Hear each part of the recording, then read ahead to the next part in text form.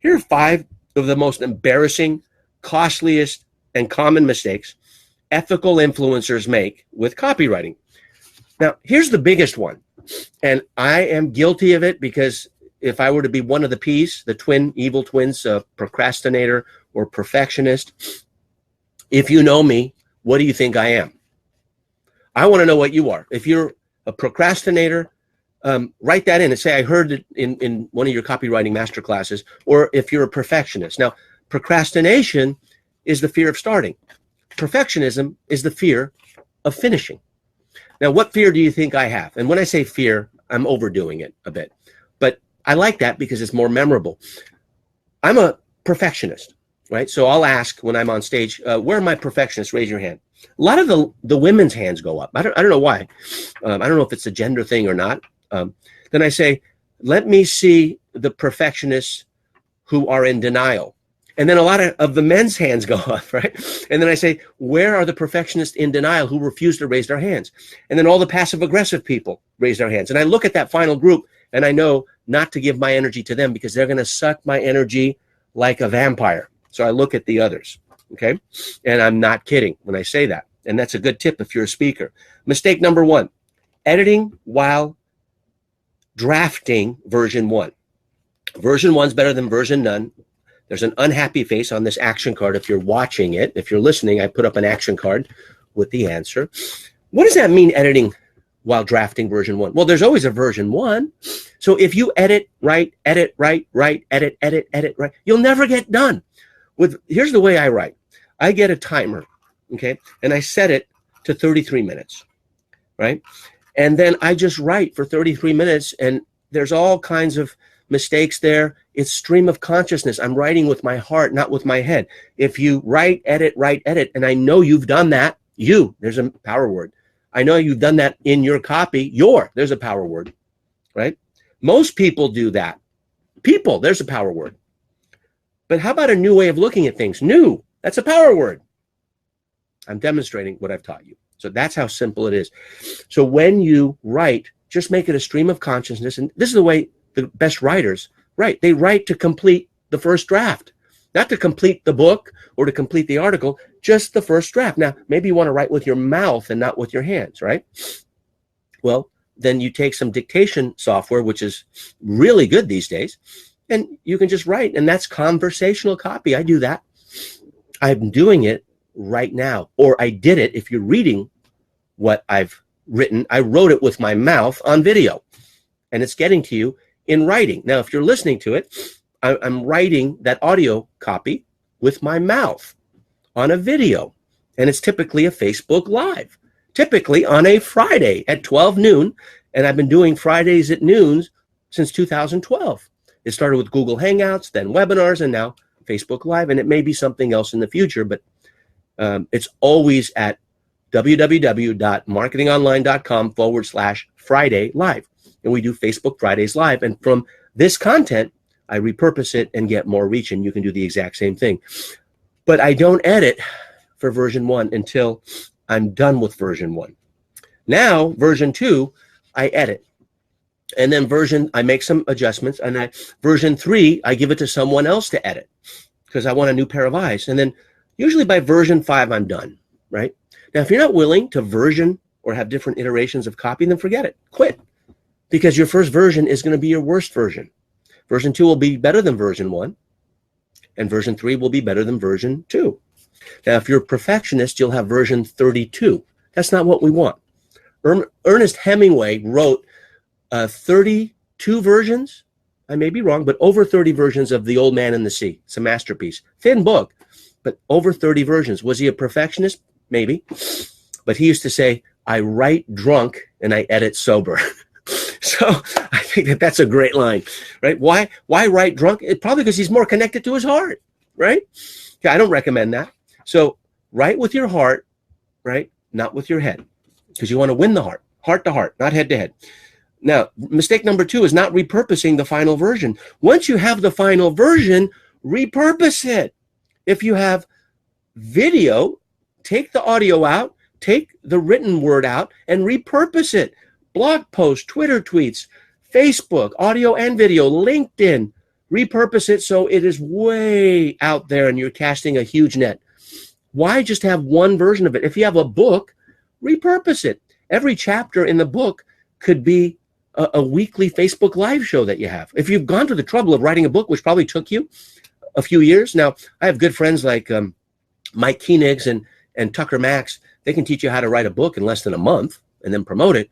But most people take a long time to write a book. It's a lot of work. There's probably a book inside you if you haven't written one. Why not repurpose it and get the word out? Because not everyone is going to be a reader. All right. You want to get them as many ways as you can. Next is not speaking to a specific avatar. Very unhappy face on this one. You must have the ideal listener. Now, at Marketing Online, my ideal visitor is someone who is in digital marketing and is not getting the results they want, and they're in transition. They've tried many coaches and mentors. They've tried many how-to courses, and I can change all that if they're the right fit and they don't passively, aggressively compete with me as their mentor if they hire me. And whether it's $100,000 or $30,000, there's even a hybrid at $60,000, and we have one, get this, as low as $12,000. Now, my mother Carol would say, "Who would pay you $12,000 for anything?" Well, nobody, because I don't have any $12,000 clients, but I have over 20 of the others.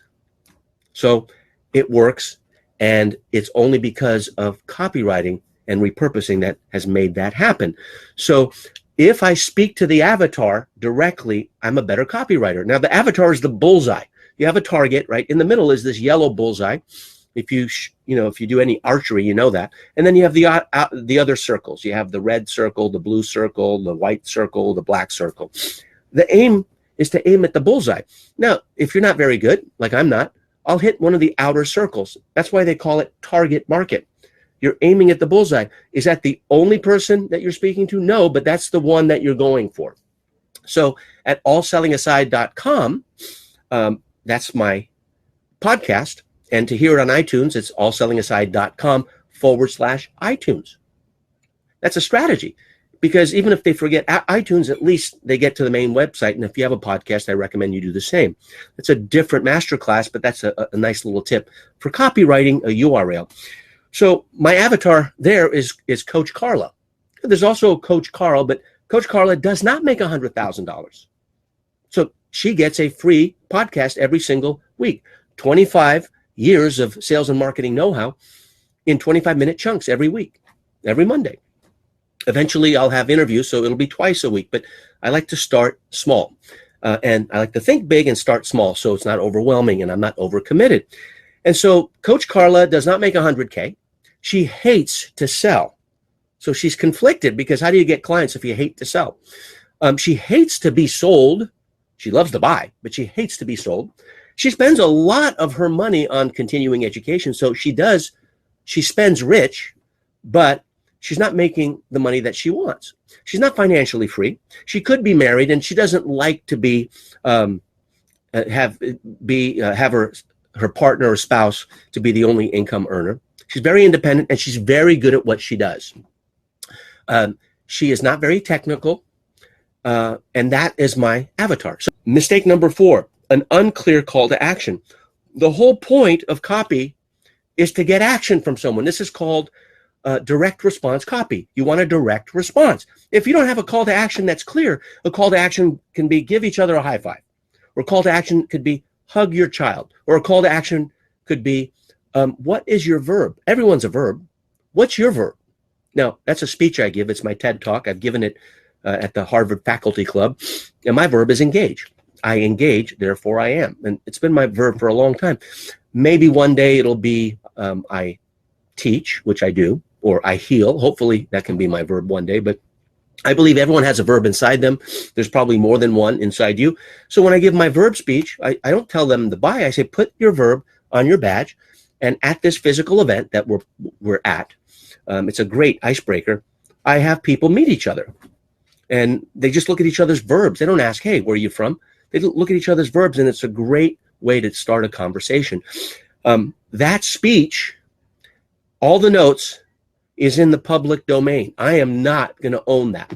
In fact, the book I'm going to write is going to be Discover Your Verb. That's the working title. And the author is going to say unknown. Why?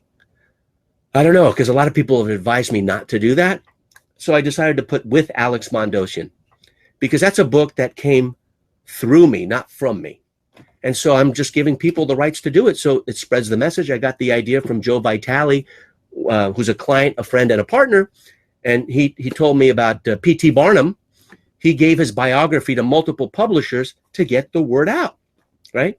And they did. That's a good P.T. Barnum thing. So this mistake is not having a clear call to action. Make that your first thing. What do I want them to do? And if you do that before you start writing copy, you begin with the end in mind, which is one of the. Mistake number 5 is failing to A/B split test. At this point, I get these blanks like, Alex, what's an A/B split test? A is using one headline, B is using another headline, and the rest of the copy is the same. That's a simple A/B split test. Whichever one wins is the one you use. Now, with copywriting, you don't use the golden rule. You don't do unto others as you want to be done unto, because that's eliminating 90% of the population, because not everyone is like you, right? Now, you want to do unto others as they want to be done unto. I learned that from Tony Alessandra. That's the platinum rule. So you want to get into their heart. What's going to motivate them? That's why I love telling stories, because stories are remembered and people can't really refute the moral of the story. It has different meanings to them, but I don't tell them what the meaning is. I tell the story, and I use the story to eliminate objections, to answer questions, to get resistance out of the way. I use stories for that. So an A/B split test, for example, put music in your home. That was one headline that Time Life Books used back in the days when I was doing infomercials and spot television in the 1990s. Put music in your home, that was A. Puts music in your home was B. What do you think won? Puts music in your home. Puts music in your home won because I guess the S makes it look like something else is doing it. Put music in your home, I'm assuming, I don't know if I'm right, is you're doing the work. So see how the heart monitors that, and puts won. So guess what? The headline ended up puts music in your home.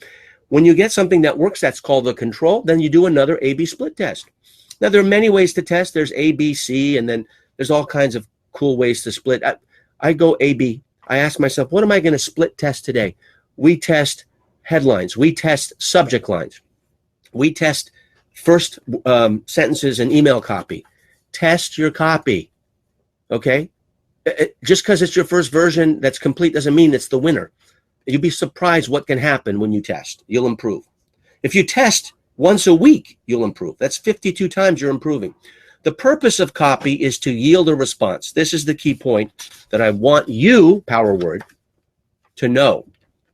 And it's not new. That's another power word. See, I can use it. It's not new. It has been influencing people, another power word. And it has done that for you, your children, your family. Look at all the power words. Listen to all the power words. Read all the power words I'm giving you, right? 3 modalities. Okay, it works. And it has been working for years. So that's the reason you have copy. The 10 Commandments, that's copywriting. That's copywriting, the 10 Commandments. Okay? Thou shalt not, right? It created a massive movement. That's copywriting. And all the sacred texts, the 5 sacred texts of Buddhism, at least the Mahayana version that I've studied, the Bhagavad Gita from India, the Quran, all the sacred texts, even texts that are new. Text, when I say text, I mean writings. So you can go back to the Dead Sea Scrolls. 10 Commandments are pretty far back. They're on clay tablets. So that was the written word.